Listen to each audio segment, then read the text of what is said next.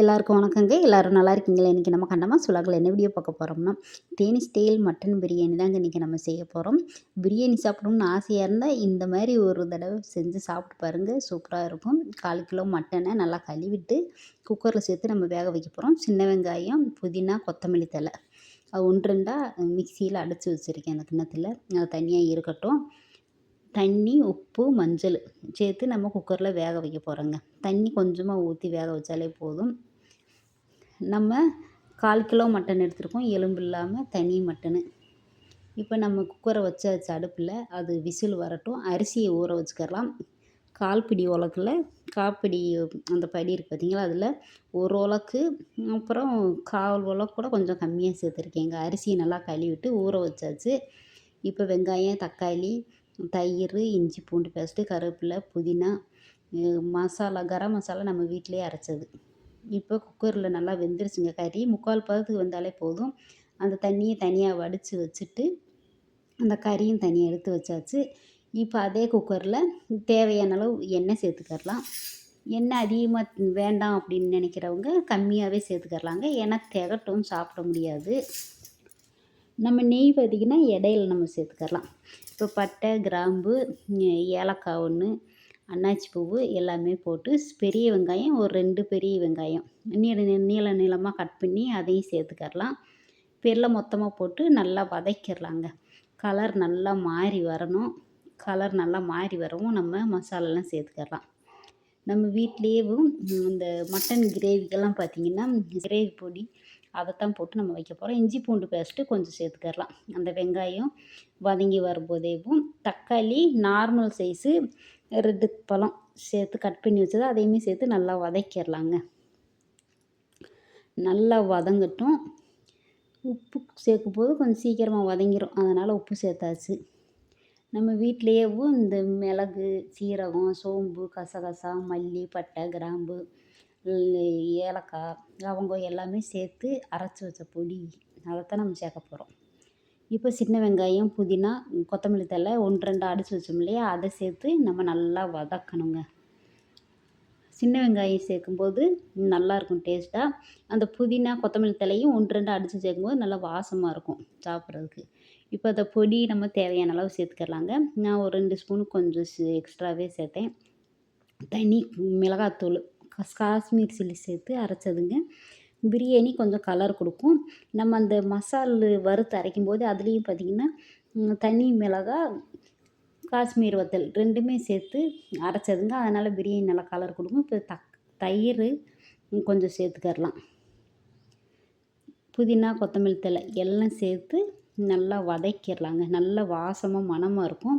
நம்ம கடையில் பிரியாணி பொடி வாங்குறதுக்கு நம்ம வீட்டிலையேவும் செஞ்சுக்கிட்டோம்னா இது பிரியாணிக்கு செஞ்சுக்கரலாம். கிரேவி, சுக்கா எல்லாத்துக்குமே இந்த பொடி சேர்த்துக்கரலாம். நல்லா வதங்கினதுக்கப்புறமா நம்ம மட்டன் வேக வச்சுருக்கோம் இல்லையா, அந்த மட்டனை சேர்த்து அந்த மசாலில் அப்படியே நல்லா வதக்கணுங்க. கொஞ்சம் நேரம் வதக்கிட்டு நம்ம அரிசியை ஊற வச்சுருக்கோம் இல்லையா, அதை சேர்த்து தண்ணி தேவையான அளவு சேர்த்துக்கரலாம். தேங்காய் பால் எதுவுமே தேவையில்லை. இது நல்லாயிருக்கும். பார்க்கும்போதே உங்களுக்கு தெரியும், கலர்ஃபுல்லாக அப்படியே நல்ல மணமாக இருக்குங்க. மணம் வருது நல்லா வதக்கும் போதேவும். நம்ம வீட்டிலையே வறுத்து அந்த மசாலா ரெடி பண்ணியிருக்கோம் இல்லையா, அதனால் நல்லாயிருக்கு. சாப்பிட்றதுக்கு பிரியாணி நல்லாயிருக்கும், மணமாக இருக்கும். நல்லா வதங்கியாச்சு. இப்போ அரிசியை நல்லா அந்த தண்ணியெல்லாம் வடிச்சிட்டு சேர்த்துக்கரலாங்க. லோ ஃப்ளேம்லேயே வச்சு நம்ம நல்லா வதக்கிடலாம். நெய் நம்ம தேவையான அளவு சேர்த்துக்கரலாம். ஏன்னா நெய் உங்களுக்கு விருப்பம் இருந்தால் சேர்த்துக்கங்க. இல்லைன்னா நீங்கள் எண்ணெய் மட்டும் போதும்னா எண்ணெய் மட்டும் சேர்த்துக்கங்க. நெய் நான் ஒரு 2, 3 ஸ்பூன் சேர்த்தேங்க. ஏற்கனவே சேர்த்துட்டேன். நெய் ஊற்றும்போது நல்லா வாசமாக மணமாக இருக்கும் சாப்பிட்றதுக்கு. இப்போ நல்லா வதங்கினதுக்கப்புறமா அரிசியை சேர்த்துக்கரலாம். நம்ம ஊற வச்சுருக்கோம் இல்லையா, ஊற வச்சு செய்யும்போது நல்லா சாஃப்டாக இருக்கும், சீக்கிரமாக விசில் வந்துடும். இப்போ ஃபுல்லாக அரிசியை சேர்த்துட்டு நம்ம தண்ணி அளந்து ஊற்ற வேண்டியதாங்க. அந்த கறி தண்ணி இருக்குது பார்த்தீங்களா, அந்த தண்ணியும் ஊற்றி அளந்து ஊற்றிக்கிடலாம். இப்போ 2 1/2 உலக்கு ஊற்றினாலே போதும். நம்ம 2 1/4 தானே போட்டிருக்கோம் அரிசி. ஏற்கனவே ஊற வச்சுட்டோம்.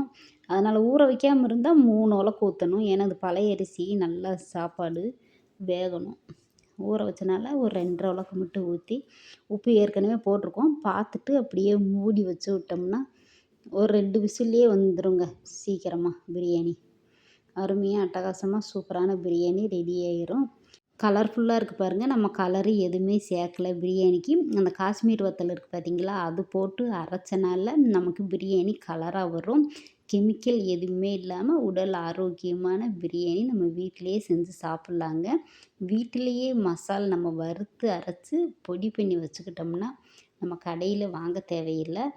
ஆரோக்கியமான கெமிக்கல் இல்லாத தேனி ஸ்டைல் பிரியாணி சூப்பராக ரெடி ஆயிடுச்சுங்க. நல்லா கொதி வரவும் அப்படியே மூடி வச்சுக்கிட்டோம்னா 2 விசிலு வந்து ஆஃப் பண்ணிட்டோம்னா சூப்பராக ரெடி ஆயிடுச்சு. பாருங்கள் நல்லா உதிரி உதிரியாகவும் கலர்ஃபுல்லாக இருக்குது பிரியாணி. பார்க்கும்போதே உங்களுக்கே தெரியும். நல்லா ஆவி பறக்க சூடாக செஞ்சதுமே நாங்கள் சாப்பிட்டோம். பிரியாணியெல்லாம் அடிக்கடி நான் செய்ய மாட்டேங்க.